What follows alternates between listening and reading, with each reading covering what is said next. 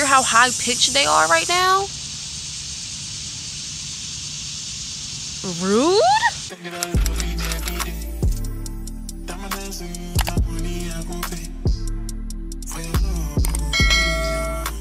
Good morning, beautiful people. Good morning. I am currently at my favorite place as of recently. I say good morning because it is. So if you hear the morning insects waking up, that is because we are immersed in nature right now, and I love it. So I hope that you can enjoy it just as much as me from the other side of the screen. Today I'm bringing you guys a Q&A.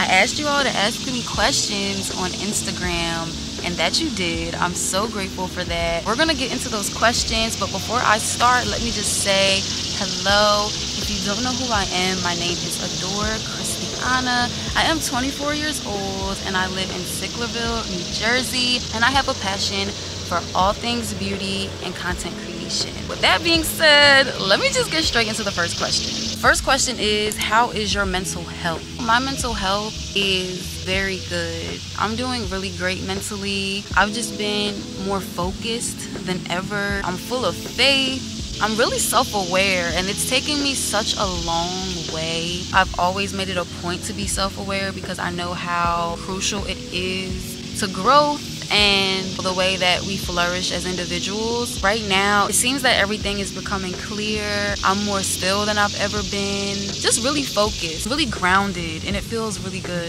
What are my favorite forms of self-care? If you know me, you know that I love to do my hair. That is my therapy, y'all. It's just always been that way. Ever since I was a little girl, that's what I've loved to do. I go in the bathroom and just play around with my hair.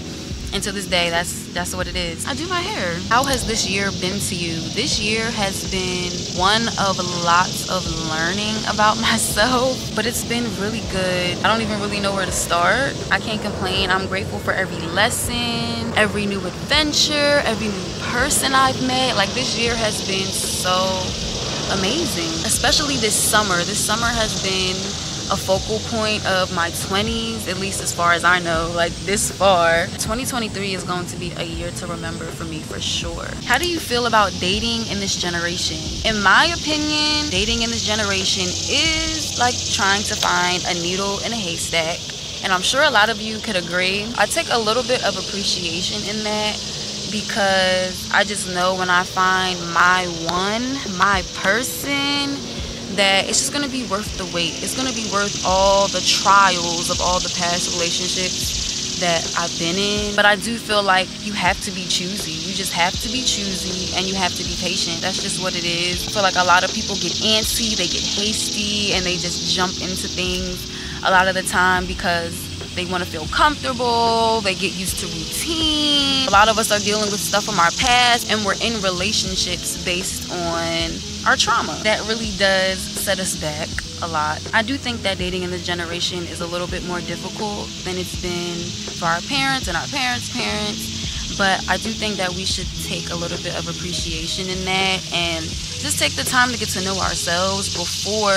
we find our person. That's really all that we can do. If it's meant to be, it will be. You just have to wait for the right timing. It's all about timing. Advice on staying grounded. I probably wouldn't have known how to answer this about 2-3 months ago, but if you want to be grounded, you want to feel more confident in yourself and just have a stronger sense of connection to who you are, start journaling.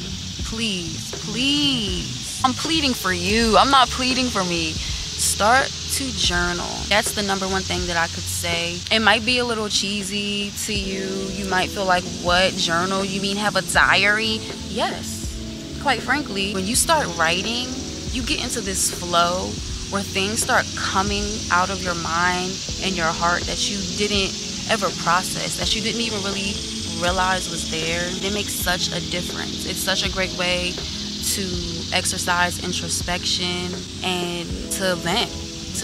When I journal, I title all my journals to God. So those are my letters to God. And you could do it however you want, but journal. That's the number one thing. The second thing I would say is to seek God. God will reveal himself to you as well as reveal yourself to you. As long as you seek him and come to him with good intentions, because he can see your heart. He will be there to shine a reflection of yourself so you can really see where you're at, you know what I'm saying? It helps you to be a little bit more honest with yourself. He's really the best friend that you could have, the best father that you could have. So seek God if you want to get to know yourself better. He will reveal yourself to you. Start journaling, girl. And the days that you don't want to journal are the days that you need to do it most. And I just want you all to keep that in mind. It goes such a long way. Are there any milestones you had to overcome this year? I'm always reaching milestones because I'm always setting goals for myself. I've always been ambitious. I've always had big dreams. So as far as a really big one, my biggest milestone this year had to be stepping away from a relationship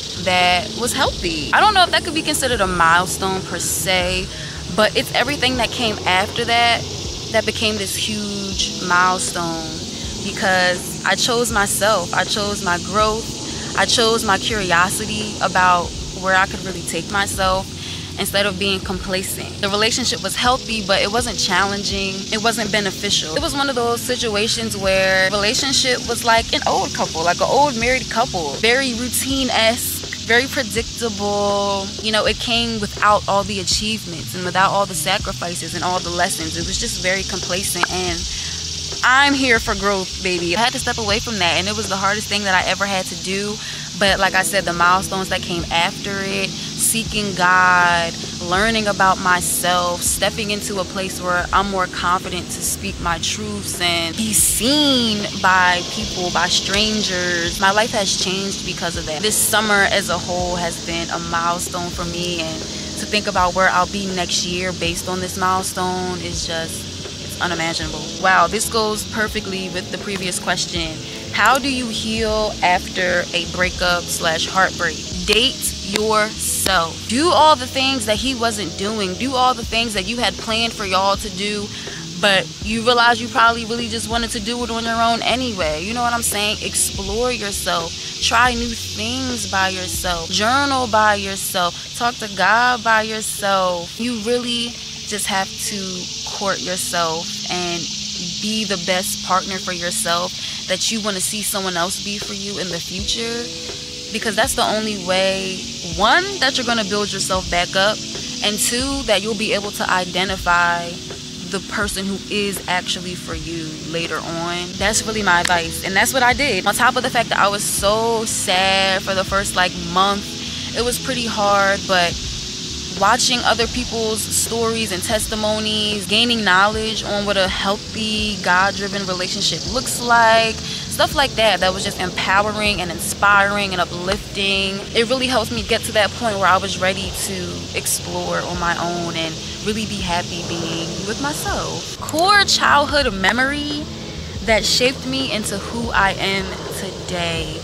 That is a great and a very deep question. I would probably say a childhood memory that shaped me was my parents' divorce. I never really thought about it until being asked that question. I was 10 when they split up, and the divorce wasn't a seamless one. I felt quite involved. I felt quite in the middle of it, unfortunately, as a 10-year-old. Seeing what I did at that point in my life and being as mature as I was as a 10-year-old to be able to process and identify and observe some of the nuances of the situation, I really felt like I wanted to grow up and be ambitious. I wanted to be independent. I wanted to be open-minded. I never wanted to struggle. Seeing both of my parents struggle in both of their individual ways during that time period, it really inspired me to make sure I'm always in a position to be stable, whether that's emotionally,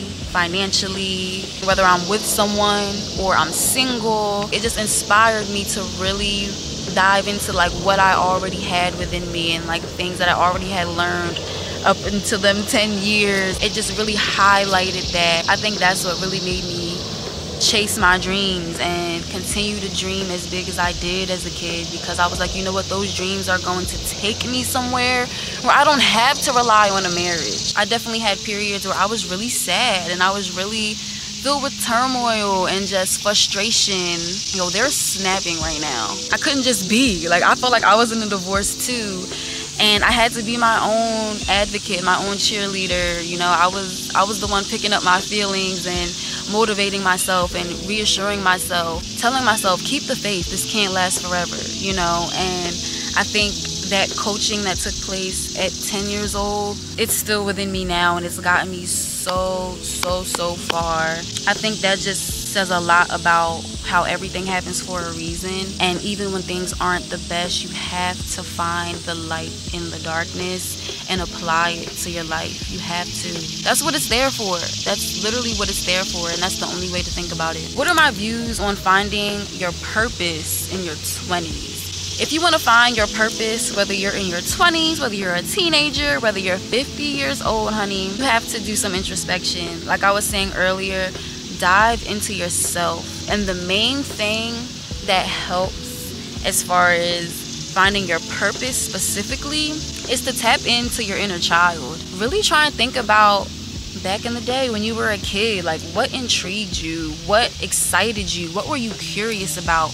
What did you have the most fun doing? Like, even if it's something that your parents never let you do, something that your parents couldn't afford, what really intrigued you? And if you did have the opportunity to do those things, what was it? Tap back into it. It doesn't matter how childish it might seem, even still, tap into it. It will really bring out something in you that will remind you of what you are truly passionate about. That's really the main thing I would say about finding your purpose, because that's where it all begins. Once you start there, everything starts to unfold. But definitely make sure, in addition to that, that you're doing your inner work and you're seeking God, because He will lead you and He will hold your hand through it all. Next question. What made you start getting into wigs? I started getting into wigs back in, I think it was like 2018. I was just really intrigued by them. I was a natural hair girly at that point. I had transitioned all the way through. I was just really still into watching natural hair videos, although I felt like I knew how to do my hair at that point and I didn't necessarily need the tutorials. It was still a pastime for me. And soon enough, I found myself watching wig videos, wig install videos. I fell in love. I just aspired to have a wig so bad. At that point though, I was in college. $100 or more on a wig was just a lot for me to spend, so I just kept putting it off and putting it off. Eventually, I came to a point in my life where I could afford them and use them to build up a platform, and it just all kind of came together, full circle moment. It just so happened that at that time I started to get fed up with my hair, because at this point it was like 2021, 2022. So at that point, you know, I had done almost everything with my hair. Bleached it, dyed it, cut it, like I was just done. So yeah, it was like a full circle moment. Like it was just time to kind of tap into the wigs, and that's what I did. How long did you take to learn to install wigs? When I first started installing wigs, I wasn't doing it consistently, but eventually I was. So between that time period, it probably was about 9 to 12 months, honestly. When I did my first wig, I didn't install another one until like 3 months, 4 months later. And then soon enough, I was installing them every single week. So about 9 to 12 months it took me to learn how to install a wig. Advice on healthy hair growth. If you want healthy hair, child, you need to deep condition, period. I know it's like a chore, but you gotta do it, baby. You gotta do it at least twice a month, every other week. Twice a month. You heard me? Other thing, apple cider vinegar rinses at least every 3 months. If you want to have healthy hair, you need to strip all those products that you've been putting in them for all those months away, so that when you apply them once again, they can penetrate your hair. Are so inexpensive, it's so easy to do. It's just an additional step in your hair routine. I highly recommend. If you don't know anything about it, just look it up on YouTube and they'll show you how to go about it. The last thing I would say is to trim every 3 to 6 months. Everyone's hair grows at a different rate, so you have to figure that out for yourself, how frequently you want to trim your hair. But definitely make sure you're getting a trim. Do not just think, oh, I'm holding on to my length, or my hair, you know, I haven't cut my hair in so long but it's not growing. That's the problem. You have to trim it. Hair is actually happy when you do it, okay? So just because you're not, okay, don't neglect your hair. You want to make sure you trim it, because your hair is going to start breaking off if you don't, and you won't be able to retain length. Retaining length is how we get that Rapunzel. Okay, that Pocahontas, baby. We need the length retention, and your hair will not retain length if you have dead ends that are constantly pulling at all the healthy strands and everything is shedding away. Those are my 3 tips for healthy hair growth. Do you still do hair? No, I do not still do hair. For those who don't know, I used to work at a hair salon. I stayed there for about 9 months until I realized it wasn't for me. It just wasn't. Around that time, I had just started my content journey, and you know, there was a wrestle between the two, but my heart chose content, and that really is just what's true to me. I really like to have a creative authority with everything that I do with my hair, and so having clients that obviously want their hair done a particular way, you know, it just wasn't fun for me. I'm also one of those people who just does their own hair better. If you know, then you know what I mean. And so I wasn't particularly in love with how my clients would leave, and I just felt like someone should be here who is passionate about this and who has the pure talent for it. I didn't have that for working in a salon. So no, I do not still do hair. I just do my own. Do you see content creation in your future, or is it just a hobby? Yes, I do see content creation in my future, and yes, I do consider it a hobby. When we're young, don't we all wish that our hobbies could be our job? Like, that's literally the life that I'm living out right now, and it's the one that I've always wanted for myself, all that I've ever dreamed of. So yes, doing content creation right now is a hobby. It doesn't make me much money. Right now, it's really just giving me lots of exposure, and it's helping me to build a community, which means so much to me. But I do intend to make it my career. I do intend for it to help me make a living, make ends meet day to day. It's something that I'm truly passionate about. It's all I ever think about. What I'm filming, how I'm editing, what outfit I'm putting on to film this video, what I want to talk about, what I want to share on my heart. Like, it consumes me. Just side note, I think that that's something you guys should take note of when you're trying to figure out your purpose or what you want to do with your life. Does it consume you?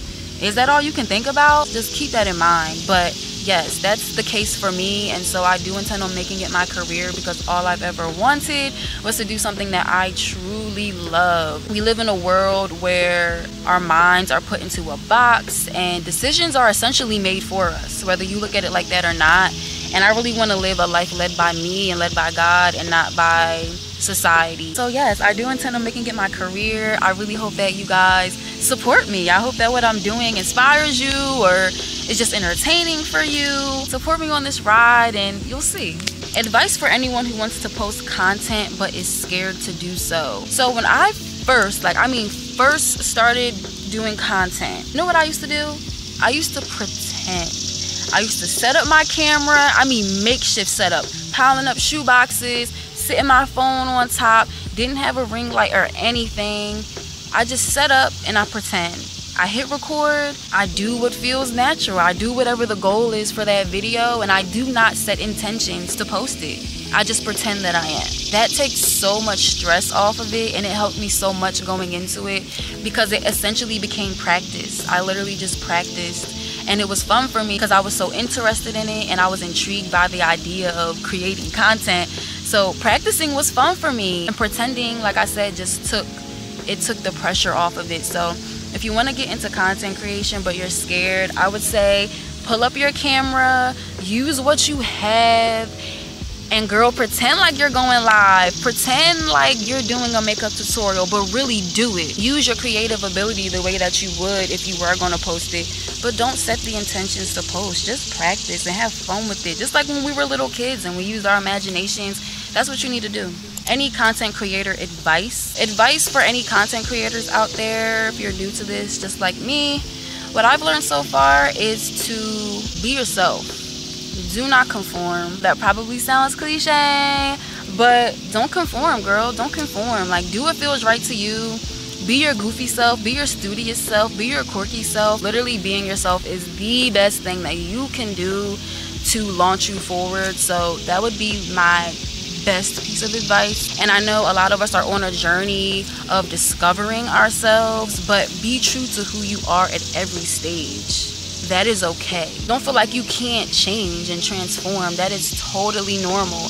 That's okay if your first video was you doing a nail set, and then 5 months later you're into dirt bikes and you really want to post about dirt bikes and this trail that you found. Like, girl, that is okay. Like, do what feels right to you at every stage of your life, at every stage of your growth. If at any point you feel stuck and you don't necessarily know what you're into, or you feel like, oh my goodness, I'm really stuck in this trance of conformity, like, how do I break out? Where do I start? Seek God and he'll lead you out of it. He'll show you exactly what you need to be doing.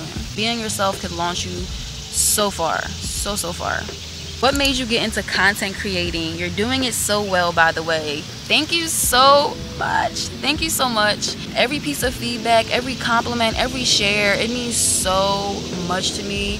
You don't even understand. So thank you. I started having dreams of being a content creator back in 2015. This is when I started transitioning from relaxed hair to a natural hair girly. At that point, I was really deep into YouTube. I was watching transition videos, how to style, how to maintain, and I came across a plethora of beautiful Black content creators. They were just such an example of, I can do this. Wow, like, this is a thing, and I could actually do this because they're ordinary women just like me. And I instantly was inspired. Like, it only took a week of me watching hair videos trying to figure out what was going on with my hair and what I was going to do with it to really feel like, okay, once I figure this out, I'm gonna like really think about this. But I didn't pursue it until I was in a place where I felt that I was ready. At the time, I was in college and my head was really in the books. I just didn't have the confidence. I wasn't as grounded in myself to really just start things up. So all in the right timing, I began my content journey, and here I am. Have you received any PR packages? If so, which one was your favorite?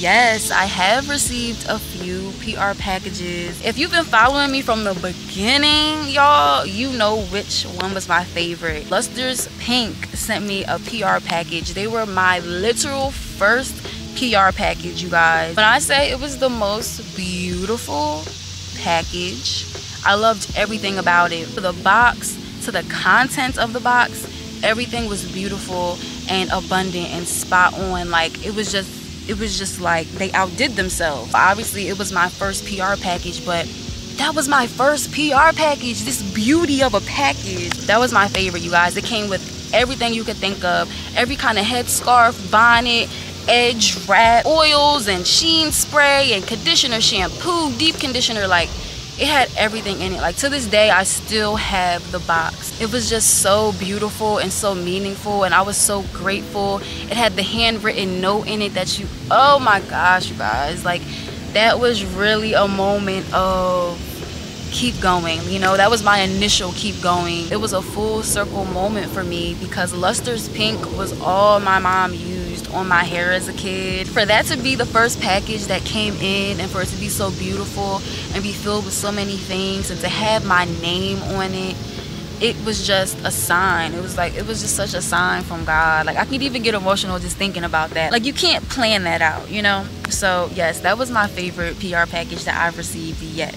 Do I reach out to brands or do I wait for them to reach out to me? Starting off, I did reach out to brands because my exposure wasn't there. I wasn't really being seen by many people yet. So of course brands weren't really seeing me. The most I got in the first few months, like 6 months, was like spam emails claiming to want to work with me, but you could just tell that it wasn't legit. Eventually I did start reaching out to brands that I was interested in and that I had a genuine desire to work with because I liked their products. That doesn't mean that they necessarily panned out to be a collaborative situation, but I did start to reach out, and it kind of just helped me get in the groove of things. I used it as a sense of practicing for when the real brands started to email me, and when I finally got to the point where I felt like I had the platform that would benefit bigger brands. So yes and no. Now I'm in a space where I don't reach out to brands because, like I mentioned earlier on in the video, I'm getting more exposure, I'm getting more community, and so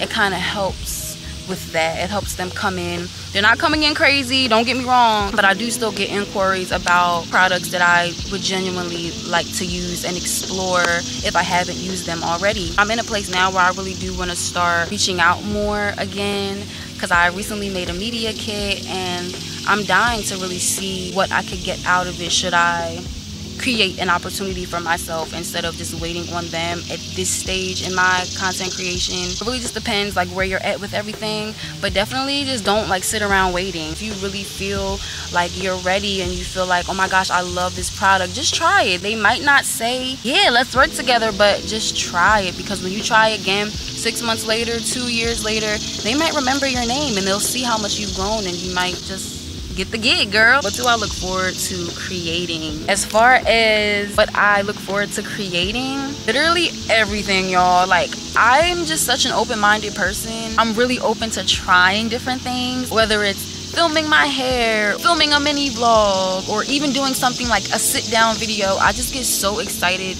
to do a little bit of everything, because like that's just my joy of life. Like being able to make my own decisions and do what I want to do and how I want to do it, being able to be creative in any way that I want, literally makes me so happy. It's just a form of my expression. It means so much to me. So I look forward to creating everything. I mean, right now, if we're being really specific, my favorite thing to film would probably be my get dressed with me videos, because I've been into fashion like as long as I could remember, but I'm finally in this space where I'm exploring my fashion sense. It seems new to me, even though it's always been up here. So yeah, it's kind of like new to me and it's fun. I love the editing of it. I love how it comes together, and I love the feedback that I get. People seem to really like my get dressed with me videos, so it kind of just goes hand in hand. It's funny how like it's my favorite thing right now, and that's what people are seeming to like me do. That's my favorite thing to create right now. What keeps me going as a content creator, it's little old Adore. It's her. Like, she keeps me going because she dreamt so big and so long about what her life would look like in her 20s and what career she would take on. I'm in a place now where I feel so assured, and I have this sense of clarity about me. When I think about giving up sometimes, or if things are slow, engagement is low, the child version of me would be cheering me on right now, like, what? Do you see what you've done so far? Let's go. Like, are you crazy? So honestly, it's the child version of me that keeps me going, especially early on. That's all I would think about. Little me would be so freaking proud. Before I got better at editing, before I gained this community, like that's what kept me going. And now that I'm growing and I'm seeing people be inspired by what I'm doing and enjoying what I'm doing, enjoying the content that I bring, it's really that community that keeps me going. Because I think about how many more people I can reach and impact. One day that impact isn't just going to be from beauty content or godly content. It's going to be something so huge. That's what keeps me going as a content creator. You guys, that was the last question. I'm actually kind of sad to leave y'all. I hope that this was helpful in you getting to know me. I hope that it made you want to know more.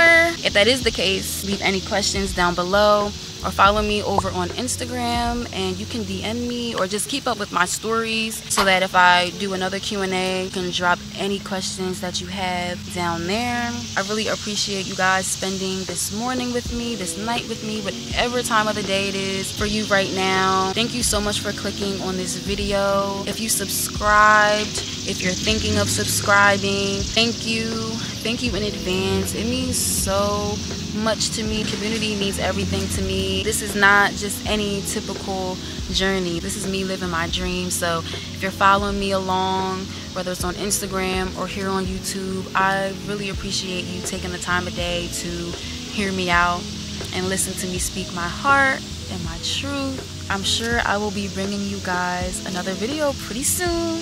So I urge you to subscribe to the channel and join the tribe, honey. And I will see you guys in the next video.